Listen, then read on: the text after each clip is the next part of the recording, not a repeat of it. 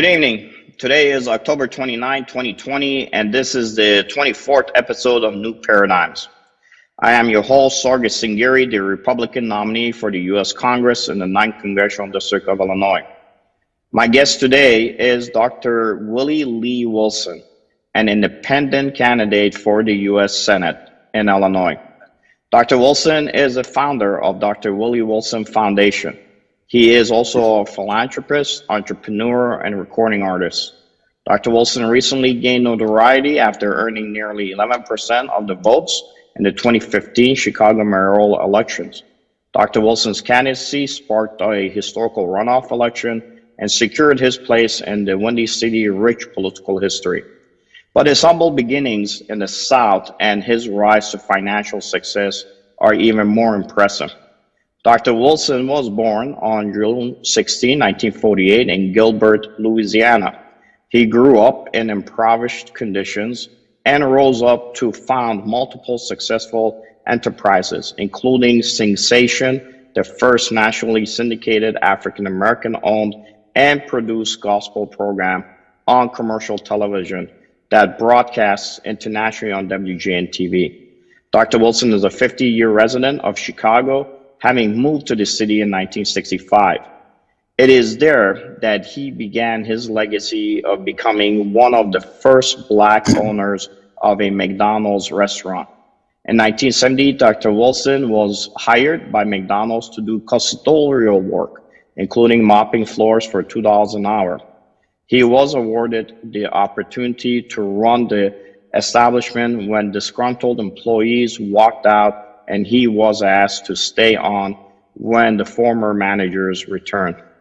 After working with the McDonald's for 10 years, Dr. Wilson decided he wanted to open up a McDonald's himself and resolved to meet with McDonald's founder Ray Kroc about the issues at hand. Kroc agreed to give Dr. Wilson a McDonald's restaurant after a discussion at an annual stakeholders meeting in 1979. And with the capital provided by South Shore Bank, Dr. Wilson took a suffering Chicago franchise and turned it around within a year. While working at the McDonald's, Dr. Wilson earned several honors, including the Outstanding Store Award and Top Sales Performer Award. He would eventually own several McDonald's franchises in the Chicago area. And in 1987, when Dr. Wilson turned his attention to owning a television production company, Wilson Productions, and in 1988, he was moved to pursue his fate after hearing the song, "What Shall I Render Unto Lord?" at his church. He sold his McDonald's restaurant in order to dedicate his life to gospel music and started doing church solos and also singing with the Northfleet Brothers. He created several albums. I Am So Grateful, Lord, Don't Let Me Fail, Just a Closer Walk with Thee, Throughout It All, Somewhere Someone's Listening, It Is I That Gain the More, and I'll Fly Away. In 1989, Dr. Wilson Singsation premiered a half-hour weekly program of gospel music. The show is produced by his television production corporation. Singsation is regularly hosted by Dr. Wilson and is available in over 60 million households every Sunday. A gifted singer, Dr. Wilson earned an Emmy Award in 2012 for one of his gospel performances on the popular television show. Still holding entrepreneurship ambitions, in 1997, he founded Omar Medicine Supplies, one of America's fastest growing distributions of disposable products for use in medical industries and first service areas. Omar has sourcing offices with employees in the United States, as well as Shanghai and Beijing. The company's clientele roster include diverse organizations from Fortune 500 companies to mom and pop stores located nationally and internationally.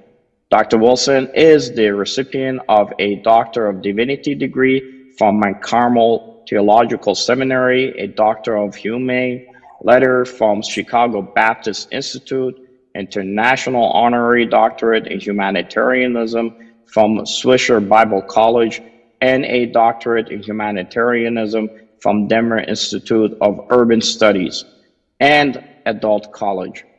In November 2003, the Illinois State House of Representatives adopted a resolution, HR 0491, in the General Assembly to honor Dr. Wilson's success as a member of the National Black McDonald's Owners Operator Association and his contributions to his community. Dr. Wilson, it is a magnificent bio and it is a blessing for us to have you on our show. Welcome to New Paradigms. All right, thank you very much. We appreciate it. We're honored to be here to talk about some of the things that we'd like to do as your next United States Senate for the state of Illinois. Dr. Wilson, let me start by asking, what was the decision that led you to wanting to run in Illinois for U.S. Senate? Well, there's a lot of things that have not been done. Look, one of the situations where is that taxes are too high. I'm a business person. I know that if you lower taxes, people don't go to a place like Indiana and spend their money, or Texas or Tennessee and those places there. I know that if you raise taxes, they run the corporation out of the state, and therefore there go your jobs along with it. There have been not one time that I know of, but this Senator Dick Durbin been in office for 38 years. Let taxes just goes up and go up without saying anything to the governor or anybody else to run these businesses out of business. The other thing is that people lost their home, for foreclosure, not being able just to pay taxes itself. Health care during this whole situation of COVID-19. Dick Durbin wasn't prepared, or the state, to even give out face masks and to help its citizens. I went out and volunteered and gave $27 million away free of charge. So it's a lot of things that caused me to do this here. Prison reform, things of that nature. But this guy, Senator Dick Durbin, have been quiet. He's been silent with the Black Lives Matter movement, tension between black and brown and white, et cetera, et cetera. Just been quiet, don't say anything. And so where is he at? Where has he been? If he haven't got things done in 38 years, why did he need 4 more years, 6 more years? No, I agree with you, Dr. Wilson. And actually, I had my run-in with Senator Durbin when we had to file for our paperwork as we were standing in line in Springfield. I had spent the night there with a mom and her mom. A young man was running for office as a Democrat. And they were holding his place in line for him. And in the morning, Senator Durbin showed up. His paperwork was already done for him by the machine, ready to file. And the mom asked me, she said, do you think that it would be okay for me to take a picture with Senator Durbin? I said, of course, he's from your party, you should. And I said, take your son over there too, because he's running as a Democrat. When she talked to Senator Durbin right in front of me, she said, one day maybe my son can become the president. And Senator Durbin just had this smile on the face and not reply back to that young man at all. And when they came to me, I realized that she was carrying a handbag that had all these beautiful, intricate carvings on it. And I asked her, what is that bag that you have? She said, this is a bag that we had when his grandmother, my mother, came here as an immigrant. This is where all our paperwork are filed. So I told her, I said, you know what, give me your camera. I said, stand next to your son. And I said, tell me about this bag, as I started recording her. And she told the story, and the son was happy. He knew the story. And he kissed his mom. And I said, Mom, God blessing, hope for the best for your son. And I gave her the camera. I'm a Republican. I'm standing in line. And I was able to at least understand what that mom wanted from Senator Durbin, who did not even understand somebody who has a son running in his own political party. It is beyond my understanding how some of these incumbents are so detached from the rest of us. And I'm sure you've seen a lot of it, especially when it comes to the Black community. Yes. Well, without a doubt, when it comes to the black community, he signed the 1994 crime bill.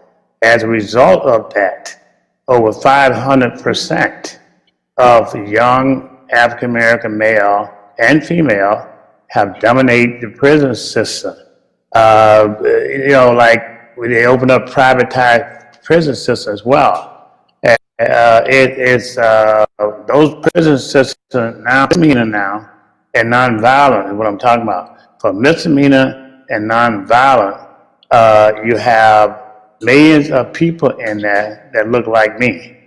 It is more people in jail in the United States because of Dick Durbin 94 crime bill than there's locked up than there have been people in South Africa apartheid.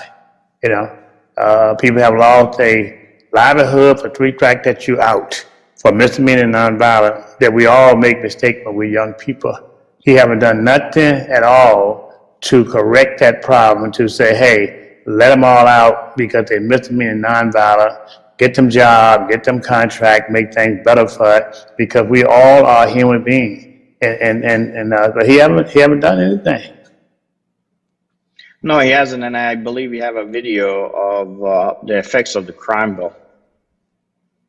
Yes, the effect of the crime bill, but not only to that situation, he went into politics some 38 years ago, roughly, and he got rich, became a millionaire off the back of taxpayer by having a lobbyist company with him and his wife.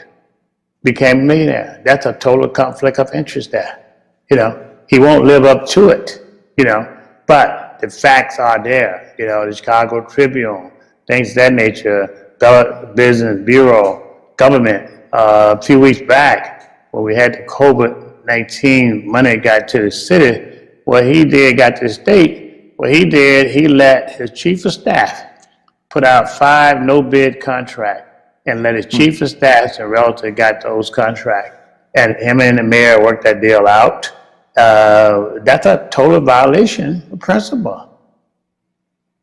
No, it's unfortunately it's a shell game, and I think Dr. Wilson, you and I are running on the stand that it's really nothing more than money, and they will do whatever they can to hold on to their power structure. I came from the Middle East as an immigrant. In the Middle East, when somebody stayed in office and they died in office, and their son or daughter or handpicked subservient was put in their place, we call them dictators.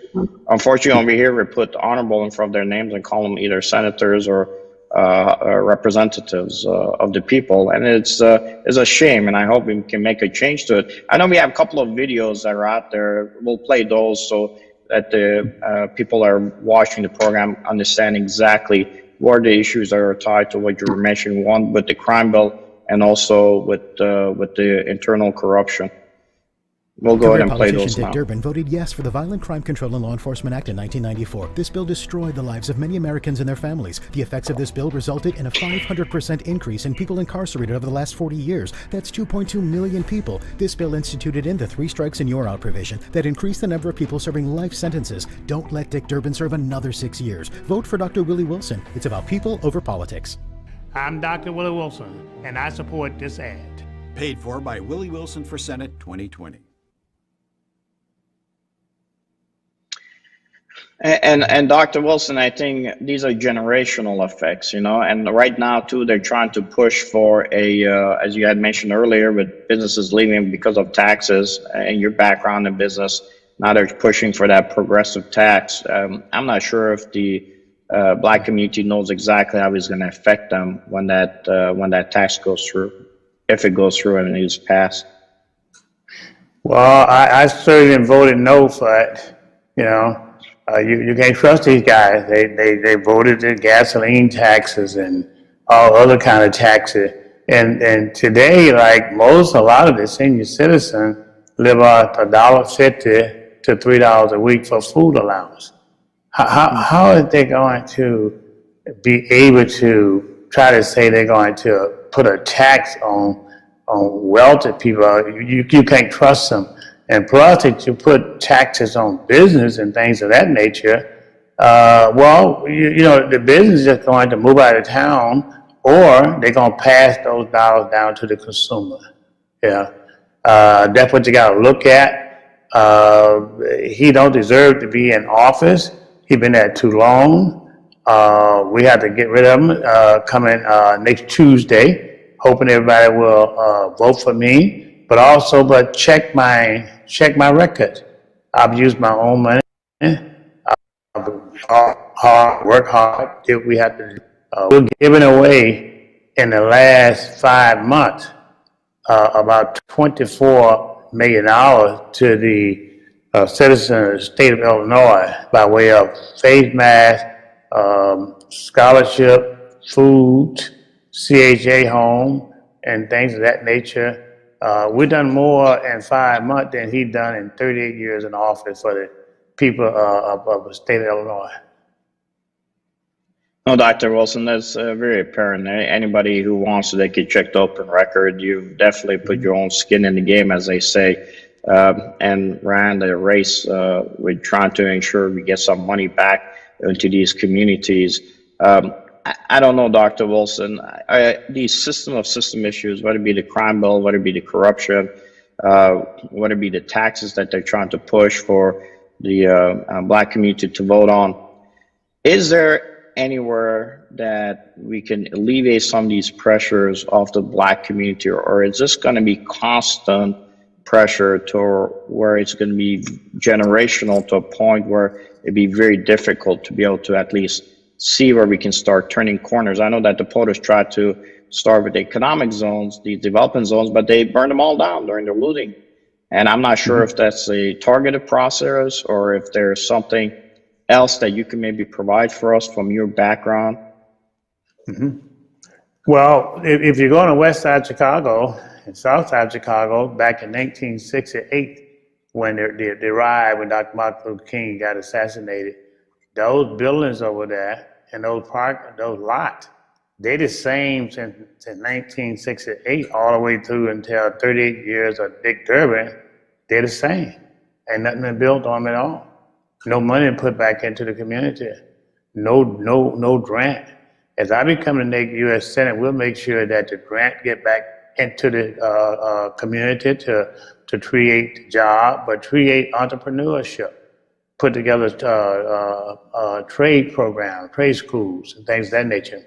Because everybody not put out to take and finish, get a high school education or college, but you can get a good trade. You can put trades into the prison system. You can put trade centers into our churches, our community center. People can learn how to use computers, how to make things. And when you begin to set the infrastructure up so that people of color can learn the trade, they can get jobs instead of making $11, $12 per hour minimum wage. Now you can make $100 or $200 an hour.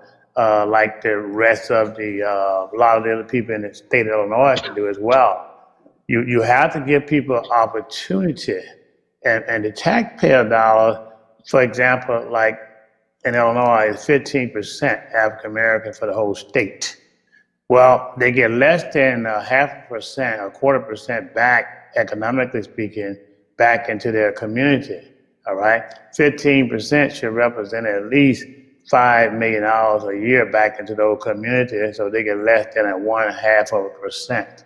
Those tax dollars are taken out but not put back in there. When they talk about grant, nothing put in there. They closed down the school education system. Closed 50 schools down. He said nothing about them. All right. So education system is shot. Healthcare. People don't have enough money to buy food. They sure don't have enough money to buy medication, Senior citizens they lock up in their houses and their home because they don't have face masks to go outside of their home. He said that Dick Durbin haven't done nothing about that at all. But so unless you put resources back in those communities, like, you won't survive. You'll lock up more people in prison and cost more money for the taxpayer, put them in prison, as opposed to making an investment into the community. And he doesn't seem to get it. And last on that piece, his home city, East St. Louis, Illinois, it is the poorest city in the whole United States. It's a shame.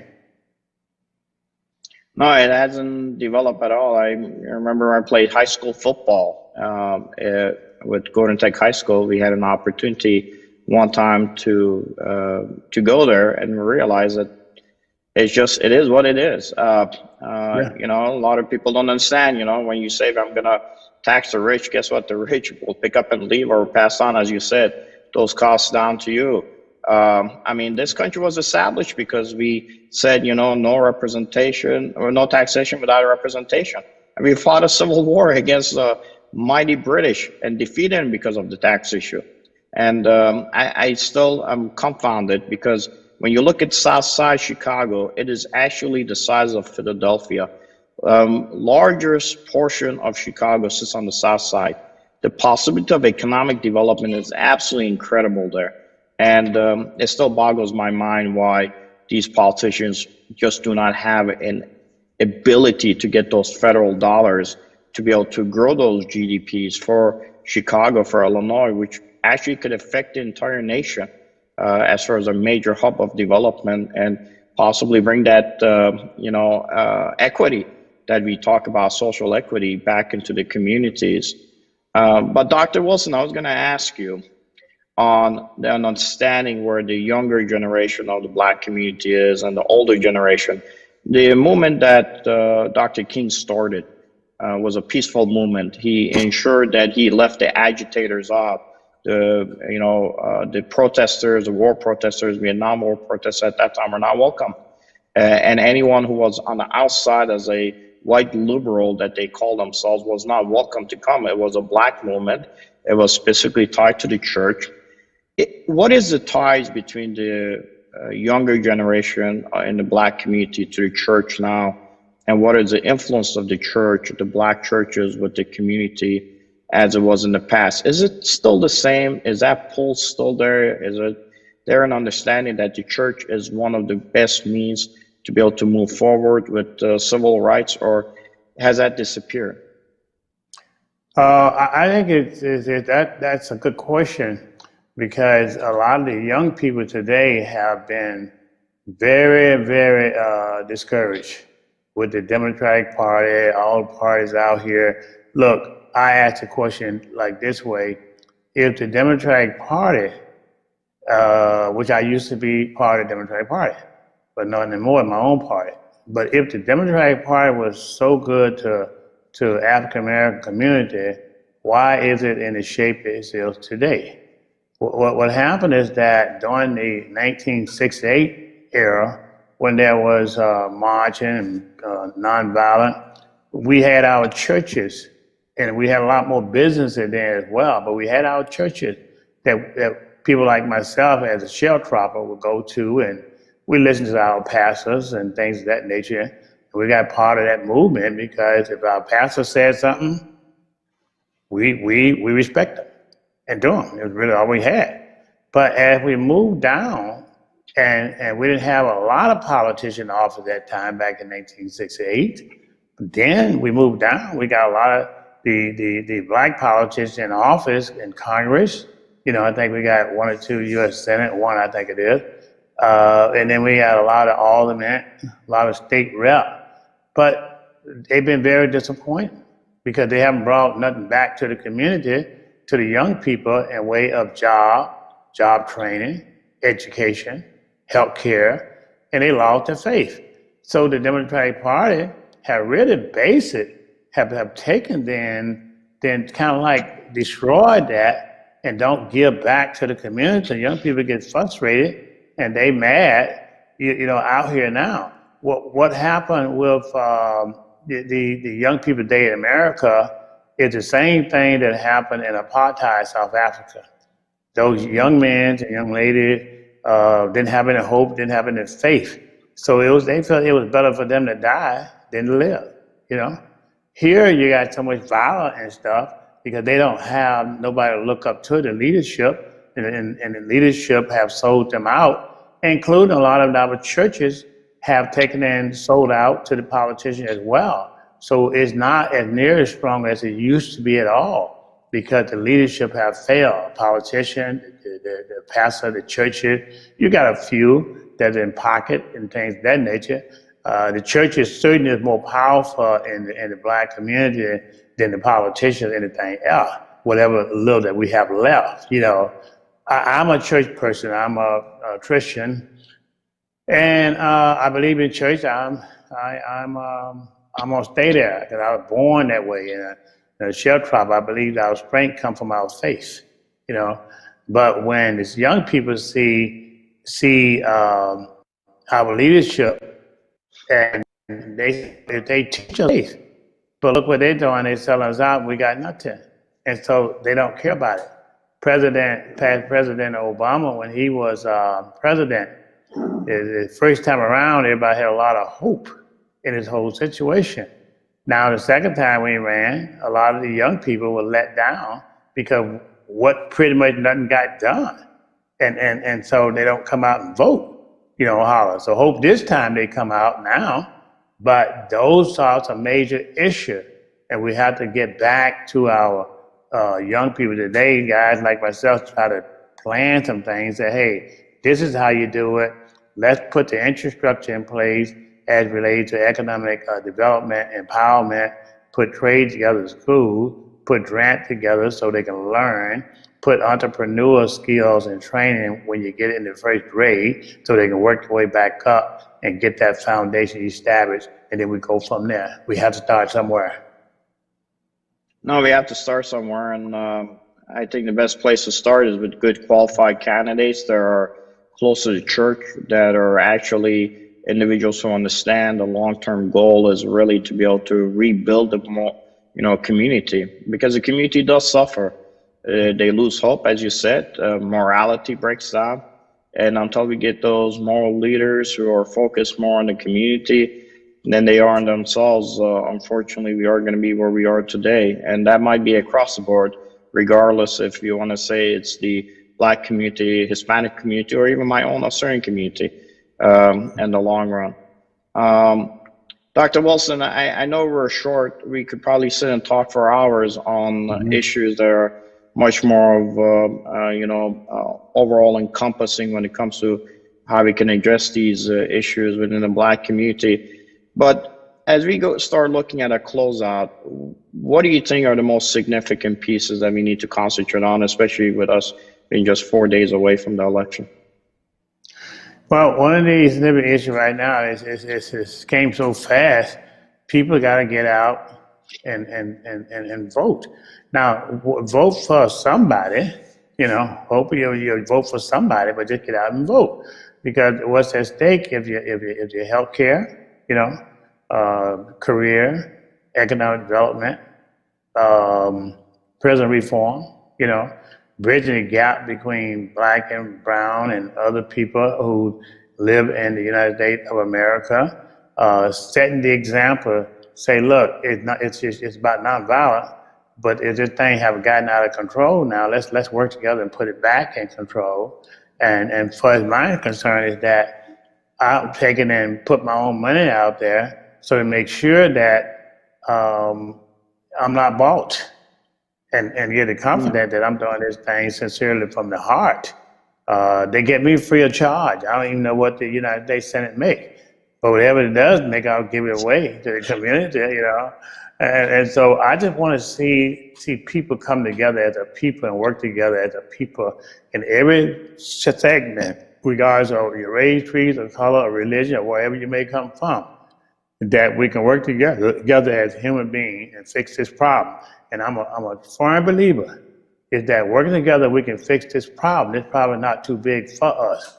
We just got to get the people out of the office who's putting money in their own pocket and who voting for putting their party first, and instead of putting the people first, putting people over politics, give people hope.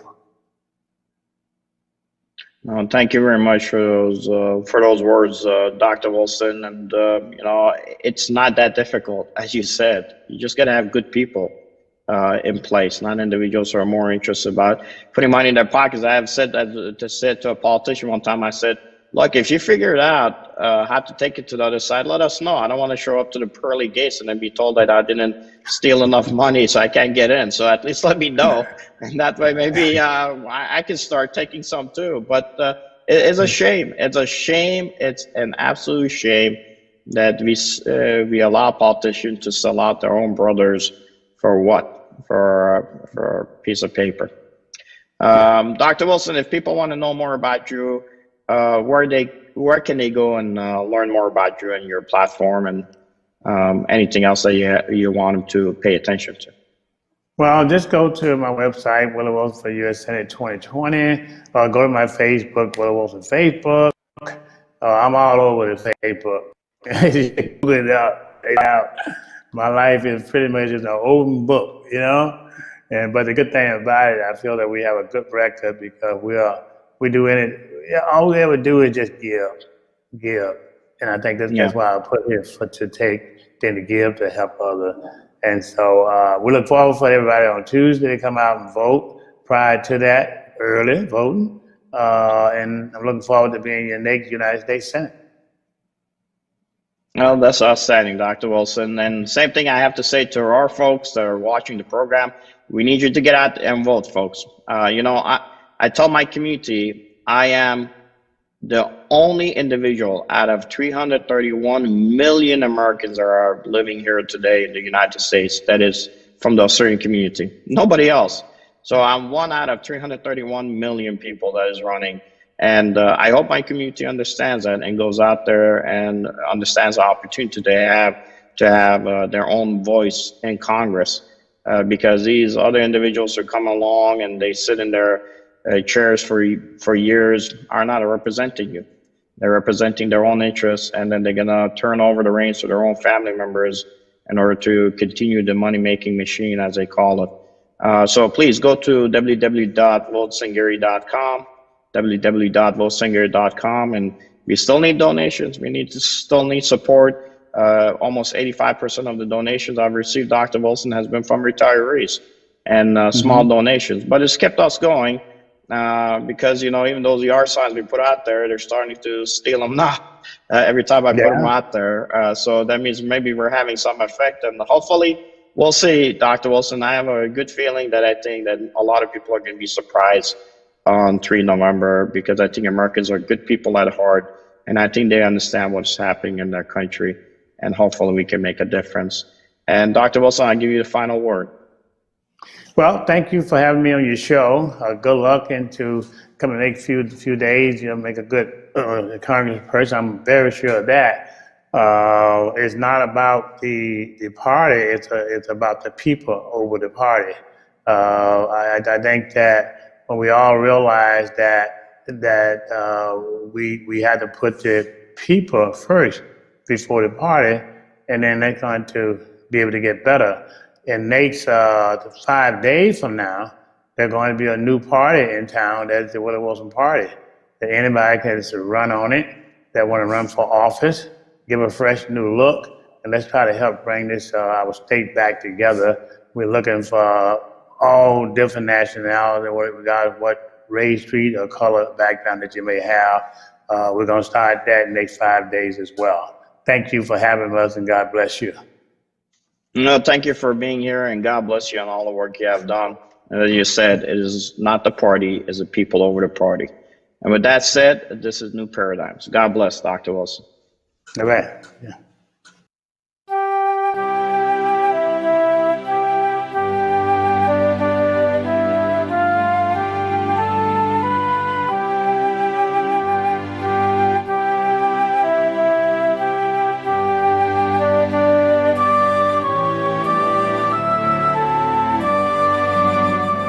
The founders of this nation did not create a land of opportunity by growing government. They did it by reducing its powers, particularly when the government of the King of England did not provide them with representation.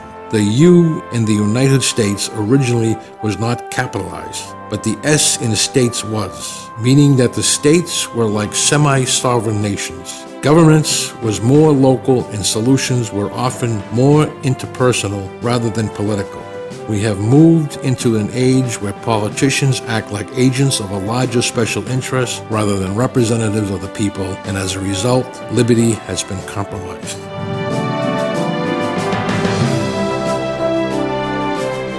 With your help, Lieutenant Colonel Sangari can fight this corruption and end this Middle Eastern non-democratic mentality of keeping an official in his or her seat for life, or replacing them by their own hand, pick subservient, and finally start focusing on collective American effort on actually representing the needs of all the constituents in the 9th Congressional District, including Democratic and Independent Americans, for our benefit, and not to advance the position of a single political party or person in our America again, advocating for honoring and empowering the American dream for all.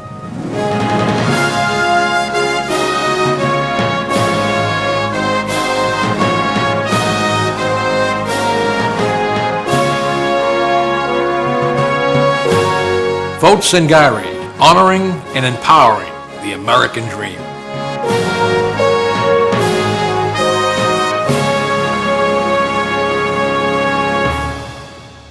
I am Sargis Sangari, and I approve this message.